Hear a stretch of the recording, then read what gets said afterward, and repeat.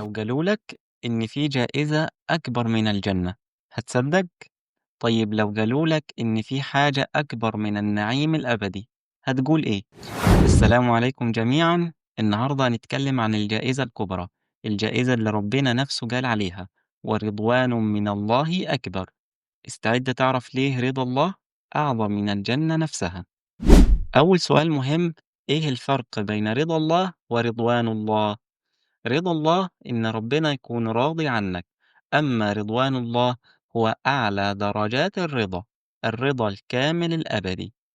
تخيل الموقف ده، أنت داخل على ملك عظيم عنده كنوز الدنيا كلها، قالك اختار أي حاجة تعجبك، أنت اخترت وفرحت، بس الملك قالك الأهم من كده، أنا راضي عنك. إيه اللي أسعدك أكتر، الهدية ولا رضا الملك؟ بالتأكيد رضا الملك. طيب تخيل ده مع رب العالمين. طيب ليه رضوان الله أكبر من الجنة؟ إزاي أصلا حاجة تكون أكبر من الجنة؟ الجنة فيها أنهار من لبن وعسل مصفى، قصور من ذهب ولؤلؤ، وحور عين، وفاكهة لا مقطوعة ولا ممنوعة، ونعيم ملهوش آخر. طيب إيه اللي أكبر من كل ده؟ الإجابة ببساطة إن اللي عمل الجنة راضي عنك. أهل الجنة لما يشوفوا ربنا يقول لهم إنه راضي عنهم، ينسوا الجنة كلها. قال المفسرون: رضوان الله أكبر من الجنة، كما أن غضب الله أشد من النار. المعنى العميق إن الجنة نعمة بس رضوان الله شرف، الجنة مكافأة بس رضوان الله مكانة، الجنة عطاء بس رضوان الله محبة. طيب عايز تعرف إيه هي صفات أهل الرضوان؟ النوع الأول المجاهدون، سبحانه يقول: لكن الرسول والذين آمنوا معه جاهدوا بأموالهم وأنفسهم. مش بس جهاد القتال، ده جهاد النفس وجهاد الشهوات وجهاد الباطل. النوع الثاني التوابون، سبحانه يقول: ثم تاب عليهم ليتوبوا إن الله هو التواب الرحيم.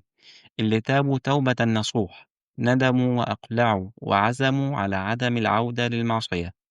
النوع الثالث الراضون عن الله، رضي الله عنهم ورضوا عنه، اللي راضين بقدر الله مش معترضين على اختياراته.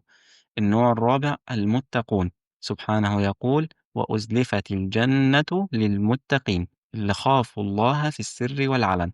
النوع الخامس المحسنون، إن الله يحب المحسنين، اللي عبدوا الله كأنهم يروه. والسؤال الأهم، هل أنت منهم؟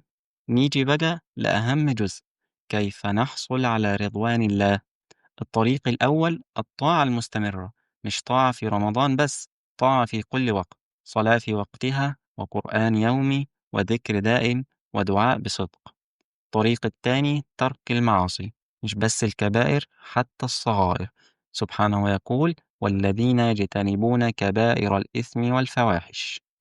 الطريق الثالث الرضا بأقدار الله، اتظلمت احمد ربنا، عييت احمد ربنا، بقيت فقير احمد ربنا.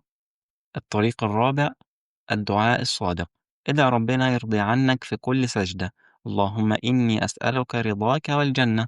الطريق الخامس الاستغفار المستمر، فقلت استغفروا ربكم إنه كان غفارا.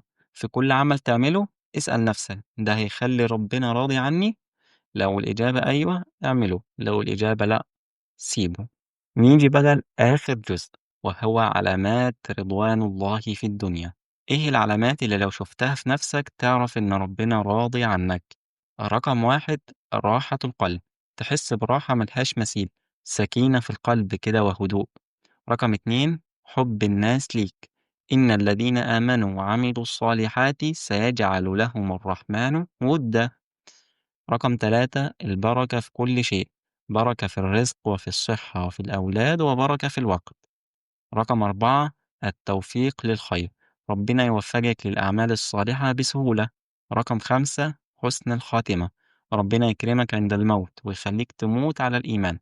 العلامات دي مش معناها إن مفيش ابتلاءات، بس معناها إن الابتلاءات أكيد خير ليك. تخيل يوم القيامة أنت واقف قدام ربك، محاسبك خلاص ودخلك الجنة، بس الأجمل ربنا يقول لك أنا راضي عنك. في اللحظة دي هتنسى كل نعيم الجنة، ورضوان من الله أكبر، مش أكبر من الجنة بس، أكبر من كل حاجة. الهدف من حياتك مش بس تدخل الجنة، إن ربنا يرضى عنك. في النهاية سبحانك اللهم وبحمدك أشهد أن لا إله إلا أنت أستغفرك اللهم وأتوب إليك.